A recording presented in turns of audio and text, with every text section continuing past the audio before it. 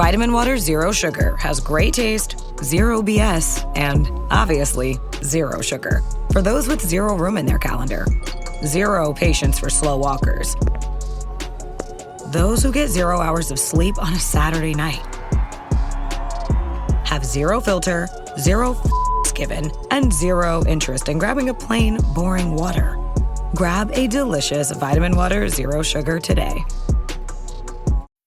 Hey, business owners, we know you know the importance of maximizing every dollar. With the Delta SkyMiles Reserve Business American Express card, you can make your expenses work just as hard as you. From afternoon coffee runs to stocking office supplies and even team dinners, you can earn miles on all your business expenses. Plus, you can earn 110,000 bonus miles for a limited time through July 16th. The Delta SkyMiles Reserve Business Card. If you travel, you know.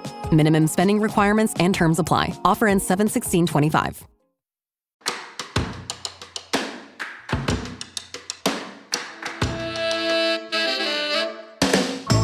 Hello, and welcome back to the British English Podcast, the show that helps you better understand British culture, the people, and the language they use by exposing you to British English expressions in a culture-based conversation, loosely speaking. And in this one, I'm sweating endlessly, to be honest. It's 30 degrees in London right now, and we don't have the privilege of AC. In fact, let me check. Yes, as I suspected, under 5% of homes in London have air conditioning because, as you probably know, we don't get that much sun. But as the world's climate is changing, we're starting to get pretty decent summers. And actually, this summer in 2025, I think we've had more sun since April till now in July than I've ever encountered in this country. More hours of sunshine. I'm not going to fact check that, but I'm very sensitive to sunshine hours. It's the difference between a good day and a bad day for me. I've been told endlessly that a sunny disposition always beats a rainy day. But what actually beats a rainy day is being in a sunny place elsewhere in the world. I know it's not always possible, but anyway, that's enough small talk about the weather. In this week's episode, I wanted to give you a short story and then actually go through some of the vocabulary at the end of it. This is also available as a video on YouTube, the British English Podcast YouTube channel. So you can search that on YouTube if you prefer. So apologies if you occasionally hear me reference the word video and some YouTube lingo, but still, I think you'll enjoy the story in audio-only mode because I know you're a busy person, you're a high achiever, you might be multitasking while getting some English listening practice in. You're down the gym, on a run, doing the dishes, or walking your dog. And I don't want you to be taken away from that experience too much, which is why I love audio-only podcasts so much. But yes, the choice is yours. All right, let's now get into the intro to the story. Ever told a little lie that spiraled way out of control? I'm about to act out a short story where that happens. So you can hopefully have a little giggle, learn some English, and see just how messy one small fib can get. Let's begin. One little lie in London. The Crown and Confession was always busy on a Friday evening, tucked in the heart of a leafy London suburb. It buzzed with laughter and clinking glasses. At a snug little table by the fireplace sat Beth, Jen, and Emma, each nursing their favourite drink. Beth with a G&T, Jen a glass of Pinot, and Emma clutching her elderflower cordial with a look of mild panic. Hey, this is Bill Simmons from the Bill Simmons Podcast, here to help you make the most of your summer with Michelob Ultra, a superior light beer worth playing for. Play for it with the guys when you're competing to see who can sink more birdies on the golf course, because winning tastes even better with Ultra on the line. Play for Ultra. Fill your fridge with Michelob Ultra this summer. Enjoy responsibly. Copyright 2025 Anheuser-Busch Michelob Ultra Light Beer, St. Louis, Missouri. Choice Hotels get you more for your money so you can maximize any road trip. Like with the road trippers we see here in their natural habitat, the breakfast area at a Comfort Inn. Here's a dad teaching his son how to make waffles, fluffy golden waffles. There's a mom making sure her daughter eats some fruit to avoid the "I'm hungry" from the back seat. And a sibling standoff over the last muffin. This is the cycle of vacation maximizationing in all its glory. Check into more. Book direct at choicehotels.com. All right, Em, Beth teased gently, raising an eyebrow. All right, Em, Beth teased gently, raising an eyebrow. You've barely said a word tonight. You feeling all right? What's going on? Emma shifted uncomfortably, staring into her glass. What's Emma's drink? A cordial, an elderflower cordial. We've got to pretend this is an elderflower cordial. Emma shifted uncomfortably, staring into her glass. It's nothing really. Well, maybe it is. You remember my cousin Marco from Bologna? I don't know how to pronounce that. Is that right? Bologna? Bologna. Am I right, Italians? Bologna. Is that all right? Bologna. Okay, so Marco from Bologna. Jen perked up immediately. Oh, Marco, the one with the Vespa and the annoyingly perfect hair. I remember. Emma nodded nervously. Yeah, him. Well, I still got to get my glass, haven't I? Yeah, him. Well, he's arriving tomorrow, and I might have accidentally told him I live in a massive house overlooking Hyde Park. Bold, if you don't. Beth spluttered into her... Oh, okay, hang on. Into her G&T laughing. Okay, so this is a G&T now. Why on earth would you say that? Cracking acting. Well, Emma winced. He's always showing off about his wonderful life, and I sort of panicked and told a little fib. Jen leaned forward, grinning. Little fib? Em, you live above a kebab shop in Peckham. It's charming in a gritty sort of way, but it's hardly Hyde Park luxury. Emma buried her face in her hands. Can't do that too much because otherwise you can't hear me very well. Down here, can you? You can't hear me. No. So I'm like this. Emma buried her face in her hands. I know. Remember, this is down here. I know.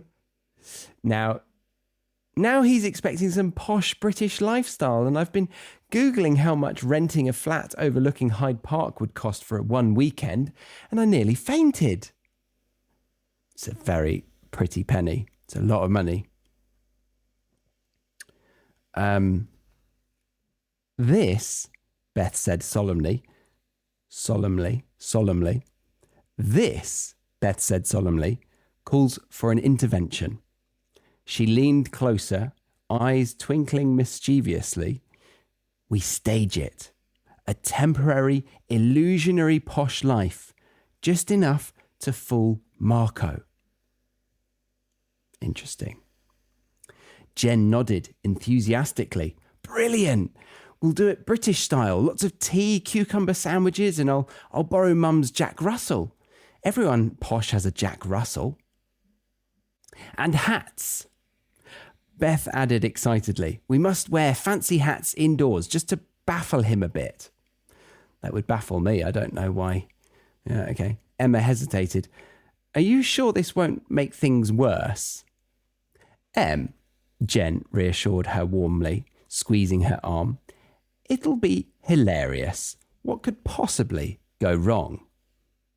The next morning, the trio hurriedly transformed Beth's modest terraced house into a makeshift mansion.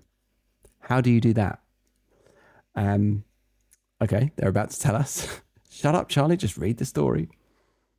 Borrowed silverware from Jen's mother sparkled on the table, cucumber sandwiches piled high, and Beth wrestled a bow tie onto the distinctly unenthusiastic Jack Russell Alfie. The doorbell rang precisely at noon. Marco breezed in, all Italian charm and immaculate hair. He kissed Emma dramatically on both cheeks. Ciao, Bella. What a splendid house. Ciao, Bella. What a splendid house. Is that awful? Thank you, Emma replied faintly, eyes wide as Marco surveyed the room appreciatively. Very British, Marco smiled. Very British, Marco smiled, nodding at Alfie, who promptly knocked over a vase. Emma cringed, but Marco laughed heartily. Dogs, eh? So charming. He's lost the Italian accent already. He's acclimatized, yeah? He's been in the UK for probably 3 hours now.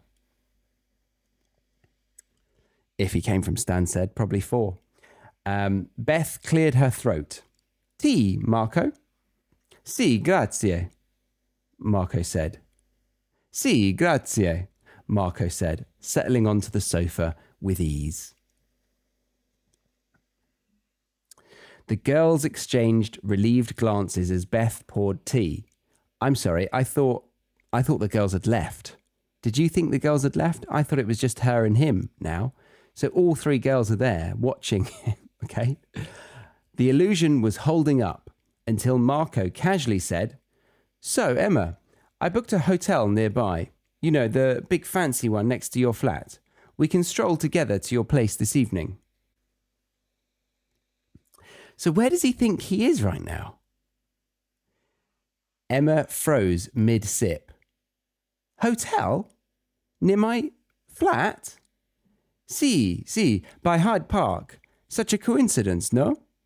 Well, it wouldn't be a coincidence because he knows. It's not a coincidence. He knows, or he believes, that she lives near Hyde Park, right? Beth and Jen's eyes widened simultaneously in silent panic. I love that they're just mutely sat on a sofa watching this exchange. Marco continued cheerfully. I can't wait to see your magnificent view and, of course, meet your famous neighbour. So still, where does he think he is right now? Emma nearly choked. Neighbour? See, you know, Hugh Grant. I tell everyone my cousin lives next to Hugh Grant. Oh no, Jen whispered, eyes bulging. Beth quickly intervened, adopting a posh accent. Ah, poor Hugh is filming this weekend. Terribly busy chap. Marco looked momentarily disappointed. Oh, that's a shame. But at least I will see your luxurious apartment. Who would say that? Who would say that? At least I can see your luxurious apartment. At least I can see your flat. Or at least I can see your place. Luxurious. Emma glanced helplessly at her friends. Emma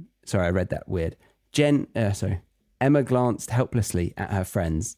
Jen abruptly stood up. Marco, you must be tired. Why don't we take you sightseeing first? Why, if he's tired, why sightseeing? Sightseeing's tiring. Bit of a gap in logic in this story. Yes, Beth jumped up. We'll show you the London Eye, Buckingham Palace, everything. Marco grinned. Wonderful. But first, I must see this legendary flat. Let's go now. Oh my God, Marco, let it go. Let it go. What is wrong with you? Emma's shoulders slumped. Like that. She took a deep breath, finally surrendering. Marco, I must confess something. Marco paused, eyebrow raised. Can you smell what the rocket's cooking? I don't actually live overlooking Hyde Park. My real home is, well, cozy, above a kebab shop. You don't need to say it's above a kebab shop at this point. And still, I'm really confused where they are right now. Surely they're in her house. Marco stared at her blankly. Then slowly, a broad smile spread across his face, followed by roaring laughter. Bella, you think I believed you? He's definitely Italian now again. He's got Bella in there, hasn't he? The cousin who falls over her own feet could suddenly afford Hyde Park. Falls over her own feet. We don't really say that. But he's Italian. We'll let him off. Emma blinked, startled. You knew? Marco laughed harder, wiping tears from his eyes. Of course, I played along because, honestly, it's so much fun to see British panic. See British people panic. Beth and Jen exchanged incredulous looks, bursting into relieved giggles. Emma smiled sheepishly. I suppose I deserved that. Marco leaned in affectionately, nudging her shoulder. Maybe next time, Bella, aim smaller. A cottage in Surrey, perhaps. That's where I'm from, Surrey. Emma grinned and finally relaxed. I'll remember that. Good. Marco clapped his hands together. Now, please, someone pass me another cucumber sandwich. Very strange food, but delicious. Beth shook her head, laughing. Welcome to Britain, Marco. Welcome to Britain. This podcast is brought to you by Carvana. Got a car to sell but no time to waste? Hop on to Carvana.com to get a real offer for your car in seconds. All you have to do is enter your license plate, answer a few quick questions, and if you accept the offer, Carvana will pay you as soon as you hand the keys over. They even offer same-day pickup in many cities. Save your time, score some cash, and sell your car the convenient way to Carvana. Pickup times vary. Fees may apply. This episode is brought to you by Progressive Insurance. Do you ever find yourself playing the budgeting game? Well, with the Name Your Price tool from Progressive, you can find options that fit your budget and potentially lower your bills. Try it at Progressive.com. Progressive Casualty Insurance Company and Affiliates. Price and coverage match limited by state law. Not available in all states. Okay, the ending of that story was a bit lackluster, meaning not having enough enthusiasm. And as I commented throughout, there were a bunch of moments that lacked any logic. I was also really, really confused on a social level why her friends were there to greet him at the same time. So yes, this story, as you can probably tell, was created by ChatGPT. It did well in parts, but it definitely wasn't epic. I think I'll give it a 6 out of 10. What do you think? I'd like you to rate this story in the comments out of 10. And then rate my storytelling skills, if you dare. But what was present in that story was some nice advanced British English. So let's go through some of those phrases right now. We'll go over 5 of them and explain what they mean, give you some examples and show you how they're used in everyday conversation. So phrase 1, tucked in the heart of. Tucked in the heart of a leafy suburb or something like that. Actually, I said the Crown and Confession was always busy on a Friday evening, tucked in the heart of a leafy London suburb. This phrase means something is hidden or nestled. That's an advanced word, nestled, in a specific area, usually somewhere charming or cozy. It's often used when describing nice locations. So think of hidden in, nestled in, or situated deep within. For example, there's a lovely little bookshop tucked in the heart of Edinburgh's old town. And you'll often hear this in travel shows or stories describing cafes, cottages, and other picturesque spots. Picturesque meaning very good looking things that you would maybe take a picture of. Yeah. The next phrase I wanted to focus on was nursing their favorite drink. In the pub scene, I described the three characters like this. I said, each nursing their favorite drink. So to nurse a drink means to sip it very slowly. So not this big glug, glug, glug, but just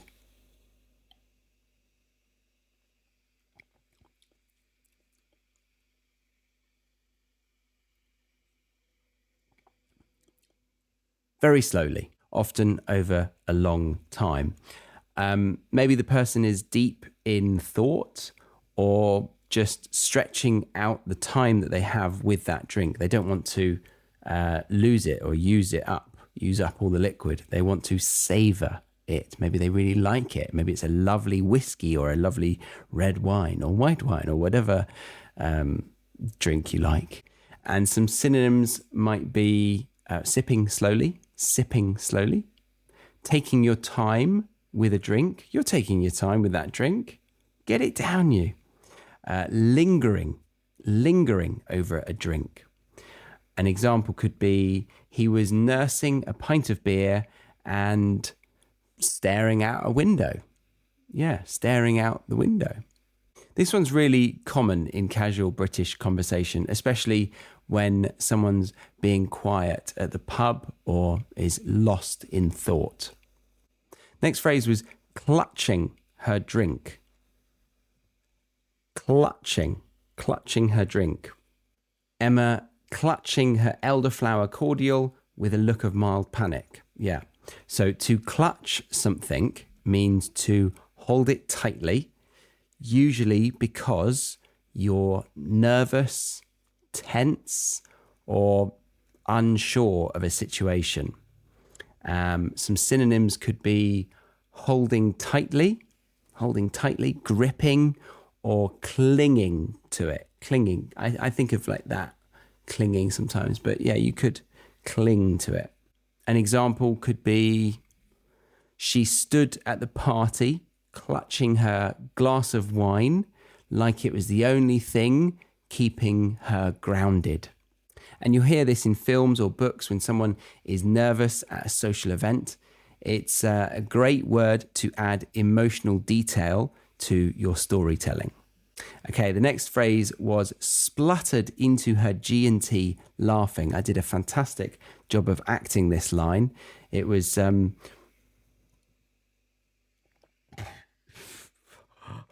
Why did you say that? When Beth spluttered into her G&T laughing. So to splutter means to suddenly cough or spit a bit of your drink, usually because you're laughing mid-sip or you're surprised by something mid-sip. It's a fun and vivid word. You could think of spit out laughing as a synonym, choked with laughter or giggled mid-sip. Those are a bit random, but they are kind of what this phrase means. And an example sentence, he spluttered into his coffee when he heard the joke. He spluttered into his coffee when he heard the joke. And this phrase adds a real sense of physical comedy and reaction, which is something native speakers love using when telling funny stories. Okay, and the next one is to baffle somebody or to baffle him a bit. What was it? We must wear fancy hats indoors just to baffle him a bit. To baffle someone means to confuse them. But in this case, it's playful confusion done on purpose. I might use it as a response, like I was baffled by what they said to me. I'm completely baffled by what they said. Yeah. Think of confused, puzzled, perplexed, those kind of words. Another example, the British sense of humour seems to baffle some tourists. Yeah, you could say that. And it's a great word to describe someone being thrown off or left unsure of what's going on. If they're thrown off, they're a bit like confused. If they're not sure of what's going on, then you could say that they're a bit baffled right now, especially when it's all in good fun. So there you go. So one tiny lie, a borrowed dog, and a fake flat later. What did we learn? Well, hopefully some fun new English expressions and maybe not to lie to impress your cousin. If you enjoyed this episode, then please do follow the show on whatever podcast app you're listening to this on. It does more good to this show than I have time to explain. So if you're not supporting the show by being a member of the Premium Podcast or Academy or signed up to a course of mine, then clicking follow is a way that you can do your bit to keep this show alive, and then rating and reviewing if you had an extra 2 minutes. That would be amazing. But yes, simply following the show really does do a lot for me. But there we go. The end of the episode. Well done for getting your listening practice in today. I've been Charlie, the host of this show, and I look forward to seeing you in the next episode of the British English Podcast.